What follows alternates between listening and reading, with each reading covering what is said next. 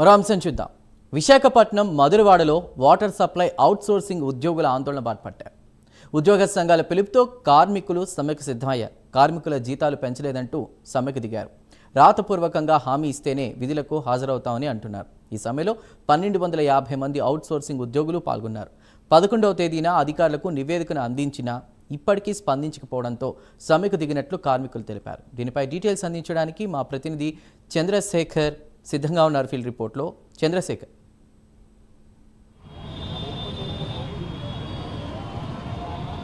Right Chandu, చూసుకుంటే greater Visakha municipal corporation పరిధిలో ఉన్నటువంటి ఏదైతే వాటర్ విభాగానికి సంబంధించినటువంటి అవుట్సోర్సింగ్ కార్మికులు ఎవరైతే ఉన్నారో ఈ కార్మికులంతా కూడా ఈరోజు ఉదయం నుంచి అంతా కూడా సమ్మెలో దిగిన పరిస్థితి కనిపిస్తుంది. ముఖ్యంగా చూసుకుంటే ఉమ్మడి విశాఖ జిల్లాగా ఉన్నటువంటి ఇటు విశాఖ జిల్లాతో పాటు అనకాపల్లికి సంబంధించినటువంటి ఒక జోన్ మొత్తం దాదాపు గ్రేటర్ విశాఖకు సంబంధించినటువంటి 8 జోన్ల పరిధిలో ఉన్నటువంటి వాటర్ విభాగానికి సంబంధించినటువంటి ఒప్పంద కార్మికులు ఎవరైతే ఉన్నారో ఈ ఒప్పంద కార్మికులంతా కూడా ఈరోజు ఉదయం నుంచి కూడా వీరంతా సమ్మె బాట పట్టిన పరిస్థితి కనిపిస్తుంది. ముఖ్యంగా చూసుకుంటే దాదాపు 12 నుంచి 1500 మంది కార్మికులు అయితే గ్రేటర్ విశాఖలో పనులు అయితే చేస్తున్నారు. ముఖ్యంగా చూసుకుంటే ఆ రాత్రి పగలు తేడా లేకుండా గ్రేటర్ విశాఖలో వీరంతా కూడా వాటర్ విభాగం ఏదైతే ఉందో ఈ వాటర్ విభాగంలో త్రాగునీటిని అందించేటటువంటి ఆ వ్యవస్థను అయితే నడుపుతున్నటువంటి పరిస్థితి కనిపిస్తుంది. ముఖ్యంగా చూసుకుంటే ఏదైతే గ్రేటర్ విశాఖ పరిధికి సంబంధించినటువంటి పట్టణ ప్రణాళిక విభాగానికి సంబంధించినటువంటి ప్రాంత ప్రజలు ఎవరైతే ఉన్నారో ఈ ప్రజలందరికీ కూడా ముఖ్యంగా కొండవాళ్ళ ప్రాంతాలు కానివ్వండి లేదా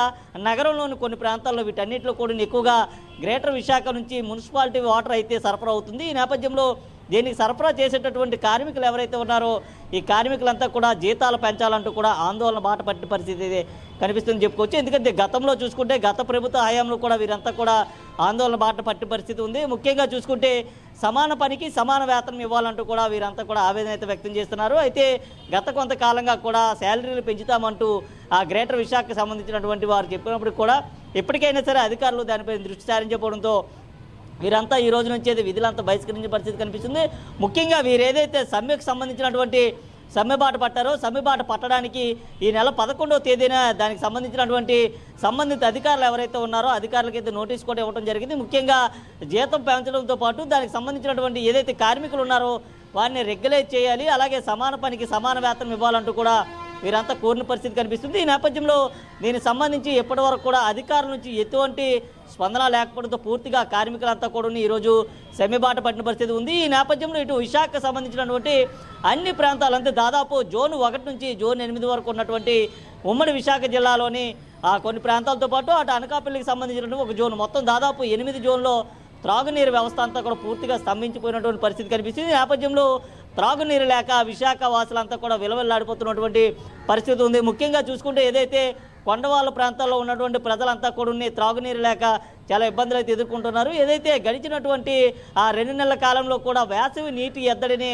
నివారించేందుకు అధికారులు చర్యలు చేపట్టినప్పటికీ అయితే ముఖ్యంగా వీరు తీసుకున్నటువంటి నిర్ణయం ఏదైతే ఉందో ఈ మున్సిపల్ కార్మికులకు సంబంధించినటువంటి సమస్య కానీ అలాగే వాటర్ విభాగానికి సంబంధించినటువంటి అవుట్సోర్సింగ్ కార్మికులు వీరు తీసుకున్నటువంటి నిర్ణయం ఏదైతే ఉందో ఈ నిర్ణయం కారణంగా విశాఖలో పూర్తిగా కూడా త్రాగునీరు లేకపోయినటువంటి పరిస్థితి ఉంది. ఈ నేపథ్యంలో రాత్రి నుంచి కూడా సరఫరా చేయాల్సినటువంటి వాటర్ అంతా కూడా సరఫరా చేయడంతో ప్రజలంతా కూడా విలువలాడిపోతున్నారు. దీంతో ఏదైతే వాటర్ విభాగాలకు సంబంధించినటువంటి అధికారులంతా కూడా చర్యలు తీసుకోవాల్సి ఉన్నప్పుడు కూడా అటువైపు చూసి చూడనట్లు వ్యవహరించడంతో ఇప్పుడైతే కార్మికులు పూర్తిగా సమ్మెబాట పట్టిన పరిస్థితి ఉంది. ముఖ్యంగా చూసుకుంటే దానికి సంబంధించినటువంటి ఏదైతే అధికారులు ఉన్నారో అధికారులకు సంబంధించినటువంటి అంశంలో ముఖ్యంగా చూసుకుంటే గ్రేటర్ విశాఖకు సంబంధించినటువంటి కార్మికులంతా కూడా త్రాగునీరు అందించాలి, అలాగే దీనికి సంబంధించినటువంటి ప్రజలంతా కూడా ఇబ్బంది పడుతున్నట్టు ఇప్పటికే జీవీఎంసీకి సంబంధించి వినతులు కూడా చేస్తున్నటువంటి పరిస్థితి అయితే కనిపిస్తుంది. అయితే ఈ సమ్మె ఈ రోజు నుంచి మరో 3-4 రోజుల పాటు కూడా కొనసాగేటటువంటి అవకాశం ఉంది. ఈ నేపథ్యంలో గ్రేటర్ విశాఖలో త్రాగునీరు లేక ప్రజలంతా కూడా విలవిల్లాడిపోయేటటువంటి పరిస్థితి ఉంది. దీన్ని సొమ్ము చేసుకుంటున్నటువంటి కొంతమంది ఏదైతే ప్రైవేటు వాటర్ విభాగాలకు సంబంధించినటువంటి వాటర్ ప్లాంట్స్ ఏవైతే ఉన్నాయో ఇష్టానుసారంగా త్రాగునీరును కూడా అమ్మేటటువంటి పరిస్థితి అయితే కనిపిస్తుందని చెప్పుకోవచ్చు. ముఖ్యంగా నీరు లేకపోతే ప్రజలంతా కూడా నానా అవస్థలు కూడా ఎదుర్కోవాల్సినటువంటి అంశం ఉందని చెప్పుకోవాలి. ఎందుకంటే గ్రేటర్ విశాఖకు సంబంధించినటువంటి విశాఖలో దాదాపు లక్షలాది మంది ప్రజలంతా కూడా జీవిస్తున్నారు. వీరంతా కూడా జీవీఎంసీకి సంబంధించినటువంటి త్రాగునీరుపైన ఆధారపడేటటువంటి పరిస్థితి ఉంది. ఇటు ప్రజలతో పాటు ఇక్కడ ఉన్నటువంటి మూగజీవాలు కానీ లేదా పక్షులు కానీ ఇవన్నీ కూడా ఉన్నాయి, త్రాగునీటిపైన ఎక్కువగా ఆధారపడాలి. అయితే గ్రేటర్ విశాఖకు సంబంధించినటువంటి ఏదైతే వాటర్ విభాగానికి సంబంధించినటువంటి కార్మికులు ఎవరైతే ఉన్నారో వీరు తీసుకున్నటువంటి ఈ సంచలనాత్మకమైన నిర్ణయం ఏదైతే ఉందో నిర్ణయంతో యావత్తు విశాఖ ప్రజలంతా కూడా ఆవేదన అయితే వ్యక్తం చేస్తున్నారు. ముఖ్యంగా గ్రేటర్ విశాఖకు సంబంధించినటువంటి వాటర్ విభాగంలో పనిచేసే కార్మికులు ఎవరైతే ఉన్నారో వారందరినీ కూడా రెగ్యులేట్ చేయాలి, అలాగే ఆ సమాన పనికి సమాన వేతనం ఇవ్వాలంటూ కూడా చెప్పిన పరిస్థితి కనిపిస్తుంది. అలాగే ఏదైతే పని సమయం ఏదైతే ఉందో పని సమయానికి మించి పనులు చేస్తున్నాం దానికి కూడా వేతనం ఇవ్వాలంటూ కూడా వారంతా గత కొంతకాలంగా అయితే కోరుతున్నారు. ఈ నేపథ్యంలో ఇది అంతా కూడా పూర్తిగా తర్జన పడేటటువంటి పరిస్థితి ఉంది. అయితే దీనిపైన పట్టించుకోవాల్సినటువంటి అధికారులంతా కూడా అటువైపు కన్నెత్తి చూడకపోవడం, దీంతో సమ్మెకు దిగిన పరిస్థితి అయితే కనిపిస్తుంది. ముఖ్యంగా చూసుకుంటే ఏదైతే ప్రప్రథమంగా చాలా నీరు అనేది చాలా ఇంపార్టెంట్ అని చెప్పుకోవాలి. అయితే ఈ నీటి విభాగానికి సంబంధించినటువంటి అవుట్సోర్సింగ్ కార్మికులు ఎవరైతే ఉన్నారో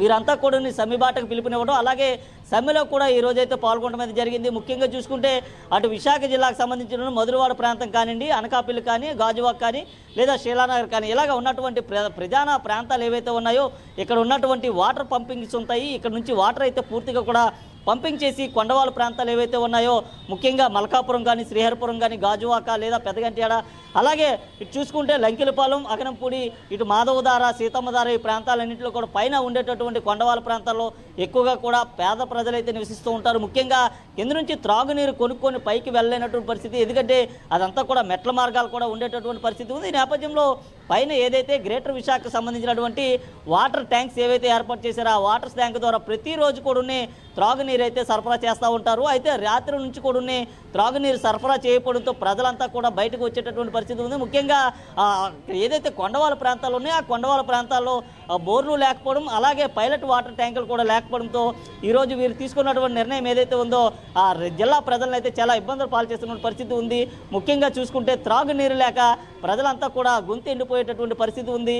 అయితే వేసవి నీటి ఎద్దడిని అరికట్టేందుకు అధికారులు చర్యలు తీసుకున్నప్పటికీ ఇటు కార్మికులకు సంబంధించినటువంటి సమస్య ఏదైతే ఉందో ఆ సమస్యను పరిష్కరించడంలో కూడా పూర్తిగా విఫలమయ్యారంటూ ఇప్పటికే వామపక్షాలంతా కూడా పూర్తిగా దుమ్మెత్తి పోస్తున్న పరిస్థితి ఉంది. మరీ ముఖ్యంగా చెప్పాలంటే ఇటు ఆ త్రాగునీరు లేక చాలా వరకు కూడా ఇబ్బందులు ఎదుర్కోవాల్సిన పరిస్థితి కూడా ఉంది. ముఖ్యంగా ఈ నీటితోనే లక్షలాది మంది ప్రజలంతా కూడా ప్రాణాలు అయితే పోసుకుంటున్న పరిస్థితి ఉంది. అయితే ఈ త్రాగునీరు లేకపోవడం, అలాగే దీనికి సంబంధించినటువంటి కార్మికులు తీసుకున్నటువంటి నిర్ణయం ఏదైతే ఉందో ఈ నిర్ణయంతో యావత్ విశాఖ వాసులే ఇబ్బందులు పడేటటువంటి పరిస్థితి అయితే కనిపిస్తుంది. చంద్రు.